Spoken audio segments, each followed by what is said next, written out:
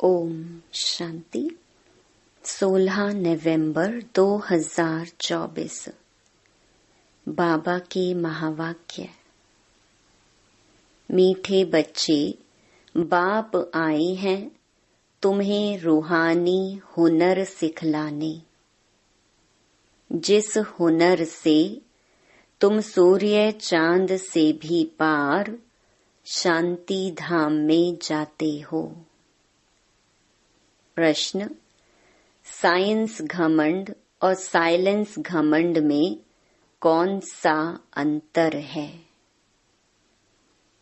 उत्तर: science घमंडी चांद सितारों पर जाने के लिए कितना खर्चा करते हैं, शरीर का जोखिम उठाकर जाते हैं। उन्हें यह डर रहता है कि रॉकेट कहाँ फेल ना हो जाए। तुम बच्चे साइलेंस घमंड वाले बिगर कौड़ी खर्चा सूर्य चांद से भी पार मूल वतन में चले जाते हो। तुम्हें कोई डर नहीं, क्योंकि तुम शरीर को यहाँ ही छोड़कर जाते हो। ओम शांति। रूहानी बाप बैठ रूहानी बच्चों को समझाते हैं। बच्चे सुनते तो रहते हैं कि साइंसदान चांद पर जाने का प्रयत्न करते रहते हैं, लेकिन वे लोग तो सिर्फ चांद तक जाने की कोशिश करते हैं। कितना खर्चा करते हैं। बहुत डर रहता है ऊपर जाने में। अब तुम अपने ऊपर विचार करो, तुम कहाँ के रहने वाले हो? वह तो चंद्रमा की तरफ जाते हैं, तुम तो सूर्य चांद से भी पार जाते हो, एकदम मूल वतन में। वो लोग तो ऊपर जाते हैं तो उनको बहुत पैसे मिलते हैं। ऊपर में चक्कर लगाकर आते तो उन्हों को लाखों सौगातें मिलती हैं। शरीर का जोखिम रिस्क उठाकर जाते हैं। वह है साइंस घमंडी। तुम्हारे पास है साइलेंस का घमंड। तुम जानते हो हम आत्मा अपने शांति धाम ब्रह्मांड में जाते हैं। आत्मा ही सब कुछ करती है। उन्हों की भी आत्मा शरीर के साथ ऊपर में जाती है। बड़ा खौफनाक है। डरते भी हैं ऊपर से गिरे तो जान खत्म हो जाएगी। वह सब है जिस्मानी हुनर।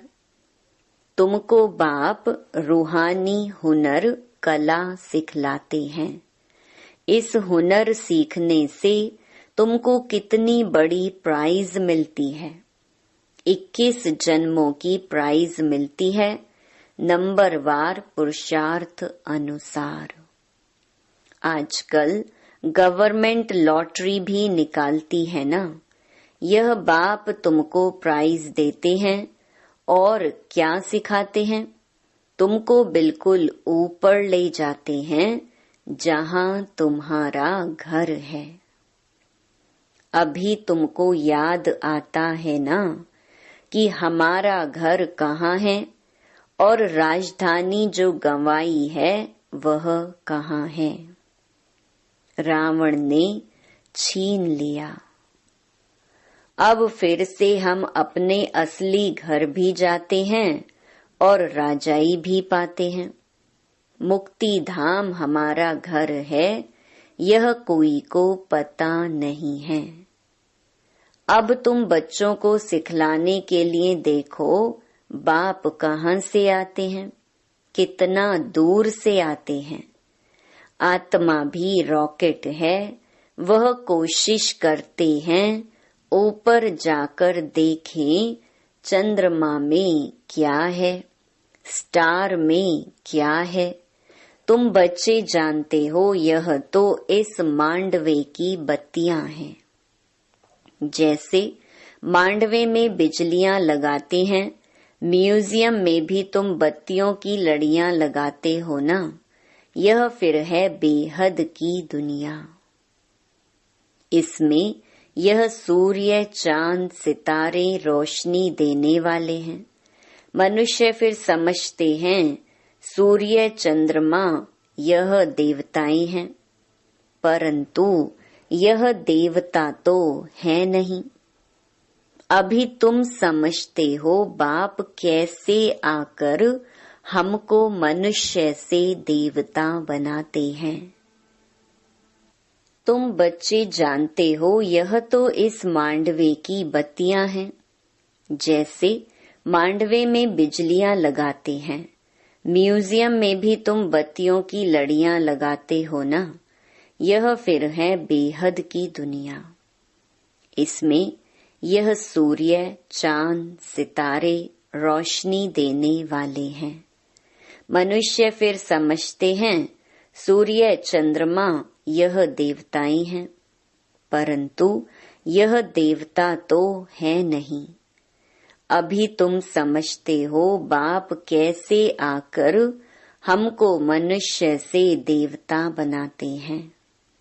यह ज्ञान सूर्य, ज्ञान चंद्रमा और ज्ञान लकी सितारे हैं।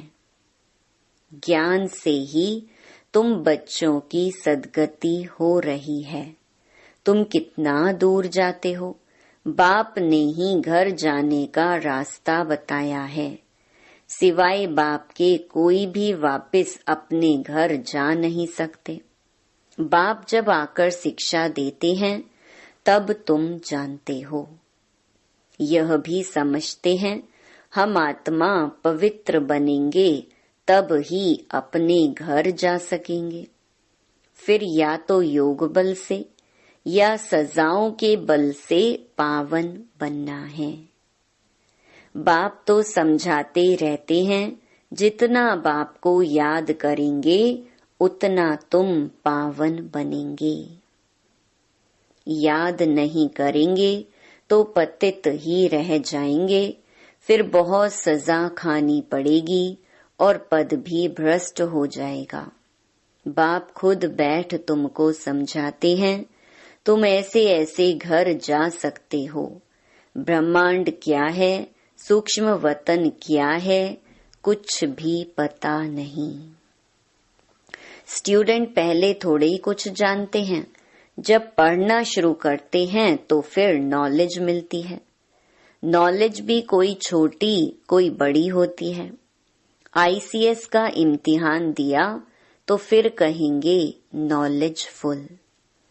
इससे ऊंच नॉलेज कुछ होती नहीं। अब तुम भी कितनी ऊंच नॉलेज सीखते हो। बाप तुमको पवित्र बनने की युक्ति बताते हैं कि बच्चों मामेकम याद करो तो तुम पतित से पावन बनेंगे। असल में तुम आत्माएं पावन थी, ऊपर अपने घर में रहने वाली थी। जब तुम सतयुग में जीवन मुक्ति में हो तो बाकी सब मुक्ति धाम में रहते हैं। मुक्ति और जीवन मुक्ति दोनों को हम शिवालय कह सकते हैं। मुक्ति में शिव बाबा भी रहते हैं, हम बच्चे आत्माएं भी रहते हैं। यह है रूहानी हाईएस्ट नॉलेज। वह कहते हैं हम चांद के ऊपर जाकर रहेंगे।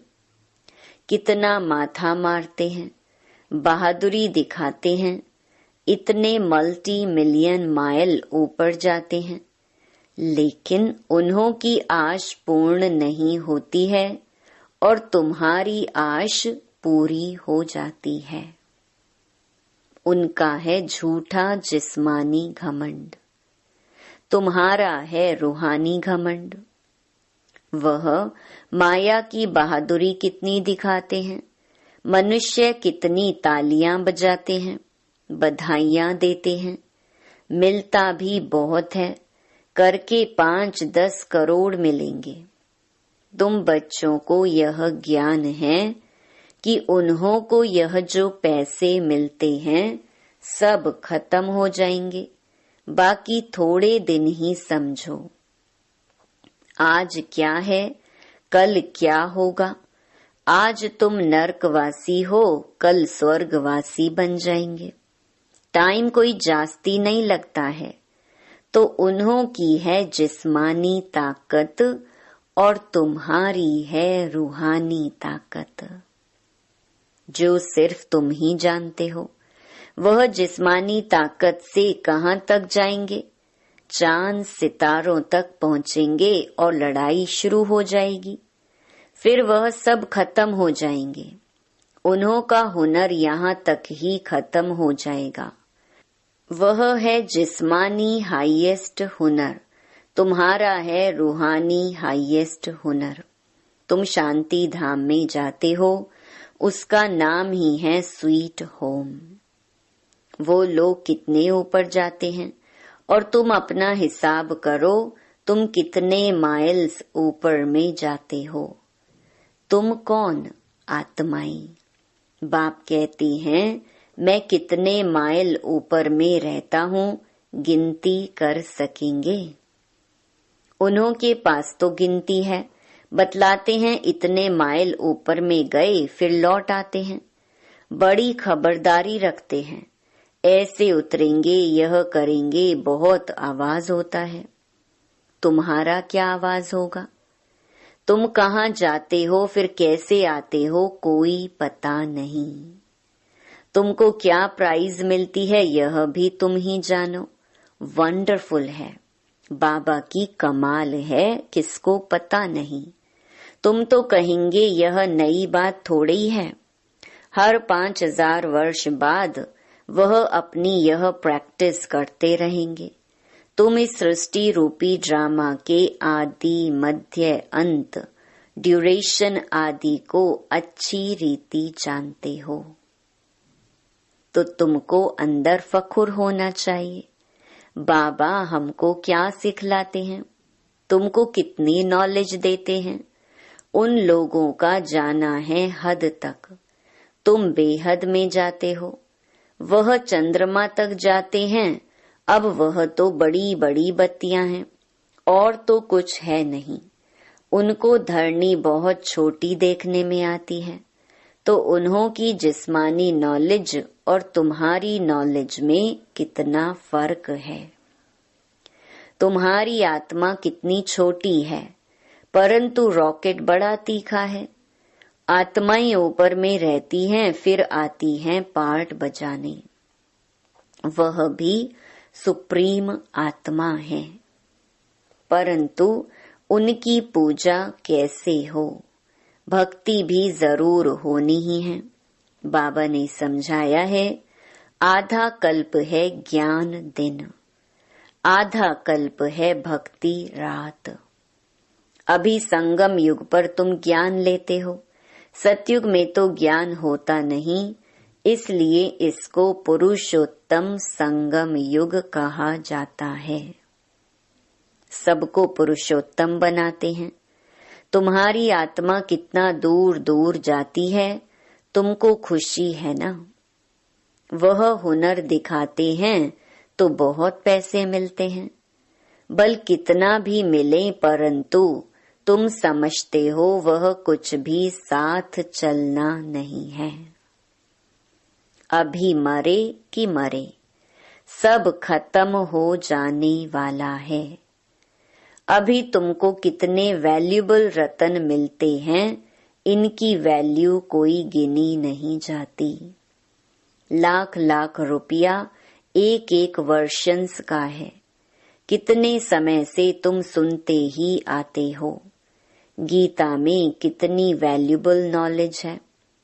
यह एक ही गीता है जिसको मोस्ट वैल्यूबल कहते हैं।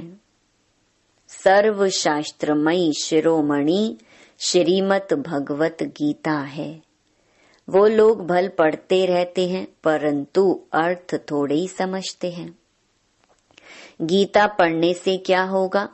अब बाप कहते हैं मुझे याद करो तो तुम पावन बनेंगे। भल वह गीता पढ़ते हैं, परंतु एक का भी बाप से योग नहीं। बाप को ही सर्वव्यापी कह देते हैं, पावन भी बन नहीं सकते। अब यह लक्ष्मी नारायण के चित्र तुम्हारे सामने हैं। इनको देवता कहा जाता है क्योंकि दैवी गुण हैं। तुम आत्माओं को पवित्र बन सबको अपने घर जाना है। नई दुनिया में तो इतने मनुष्य होते नहीं, बाकी सब आत्माओं को जाना पड़ेगा अपने घर। तुमको बाप भी वंडरफुल नॉलेज देते हैं, जिससे तुम मनुष्य से देवता बहुत ऊंच बनते हो। तो ऐसी पढ़ाई पर अटेंशन भी इतना चाहिए। यह भी समझते हैं जैसा जिसने कल्प पहले अटेंशन दिया है ऐसा देते रहेंगे। मालूम पड़ता रहता है। बाप सर्विस का समाचार सुनकर खुश भी होते हैं।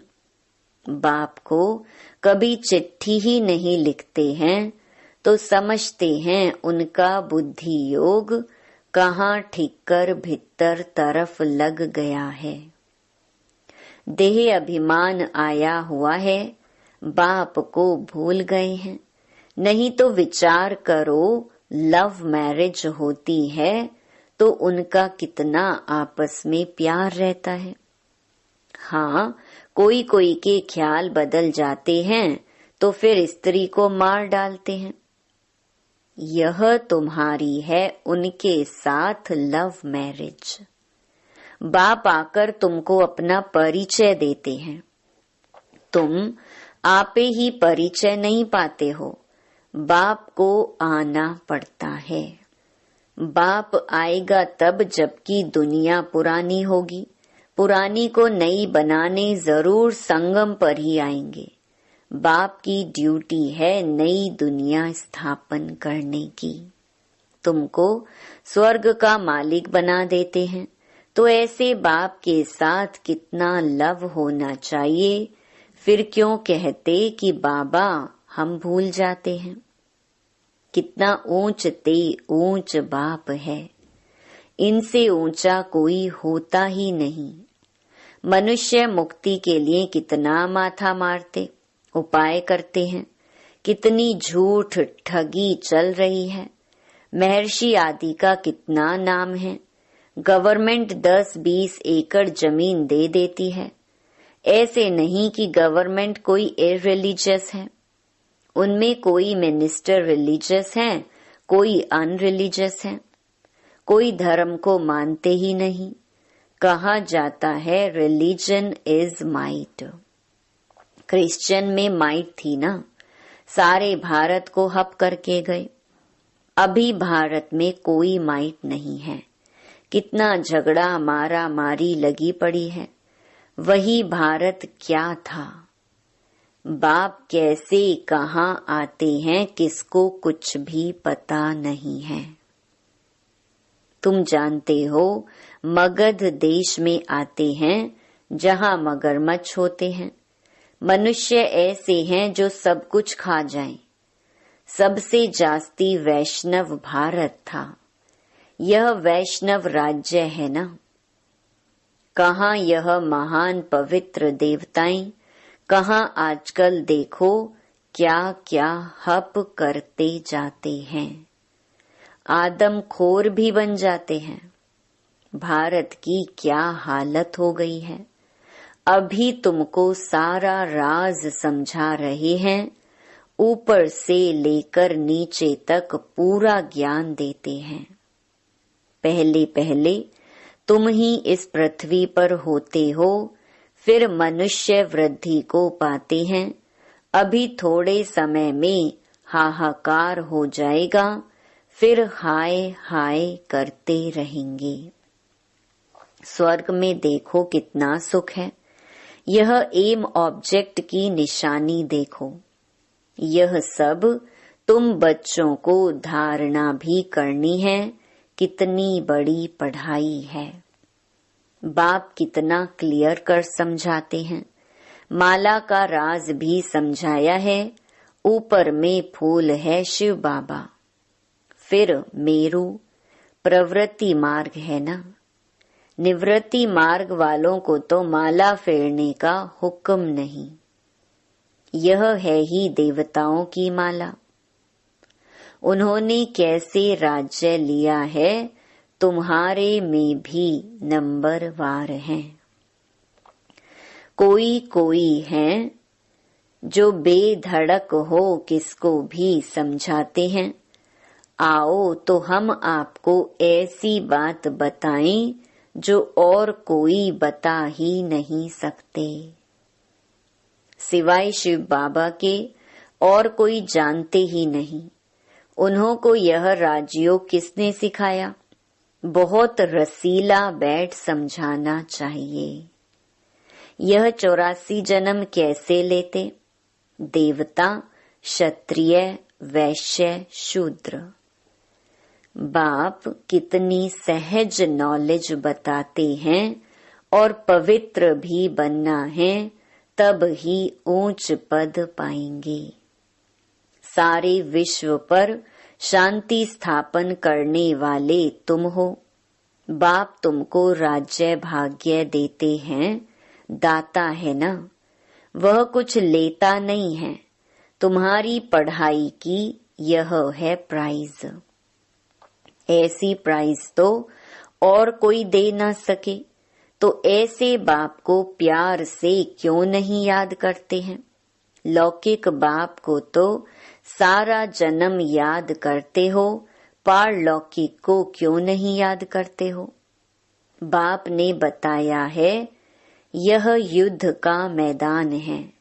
टाइम लगता है पावन बनने में। इतना ही समय लगता है जब तक लड़ाई पूरी हो। ऐसे नहीं जो शुरू में आए हैं वह पूरे पावन होंगे। बाबा कहते हैं माया की लड़ाई बड़ी जोर से चलती है।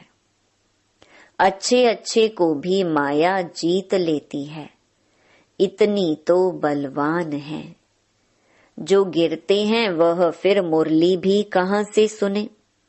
सेंटर में तो आते ही नहीं, तो उनको कैसे पता पड़े? माया एकदम वर्थ नॉट अ पेनी बना देती है। मुरली जब पढ़ें तब सुजाग हो।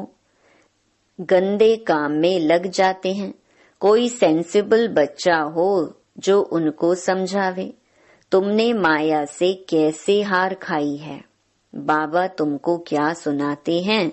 तुम फिर कहाँ जा रहे हो? देखते हैं इनको माया खा रही है, तो बचाने की कोशिश करनी चाहिए।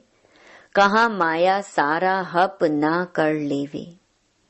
फिर से सुजाग हो जाएं, नहीं तो ऊंच पद नहीं पाएंगे। सतगुरु की निंदा कराते हैं। अच्छा, मीठे मीठे सिकी लधे बच्चों प्रति माता पिता बाप दादा का याद प्यार और गुड मॉर्निंग। रूहानी बाप की रूहानी बच्चों को नमस्ते। धारणा के लिए मुख्य सार। पहला, बाप से साइलेंस का हुनर सीखकर इस हद की दुनिया से पार बेहद में जाना है। फखुर माना नशा रहे। बाप हमें कितना वंडरफुल ज्ञान देकर कितनी बड़ी प्राइज देते हैं। दूसरा, बेधड़क होकर बहुत रसीले ढंग से सेवा करनी है। माया की लड़ाई में बलवान बन जीत पानी है। मुरली सुनकर सुजाग रहना है और सबको सुजाग करना है। वरदान, परम पूज्य बन परमात्मा प्यार का अधिकार प्राप्त करने वाले संपूर्ण स्वच्छ आत्मा भव। सदा ये स्मृति जीवन में लाओ कि मैं पूज्य आत्मा इस शरीर रूपी मंदिर में विराजमान हूँ। ऐसी पूज्य आत्मा ही सर्व की प्यारी है। उनकी जड़ मूर्ति भी सबको प्यारी लगती है। कोई आपस में भल झगड़ते हों, लेकिन मूर्ति को प्यार करेंगे क्योंकि उनमें पवित्रता है। तो अपने आप से पूछो, मन बुद्धि संपूर्ण स्वच्छ बनी है? जरा भी अस्वच्छता मिक्स तो नहीं है? जो ऐसे संपूर्ण स्वच्छ हैं, वही परमात्मा प्यार के अधिकारी हैं। स्लोगन: ज्ञान के खजाने को स्वयं में धारण कर, हर समय हर कर्म समझ से करने वाले ही ज्ञानी तू आत्मा है। ओम शांति।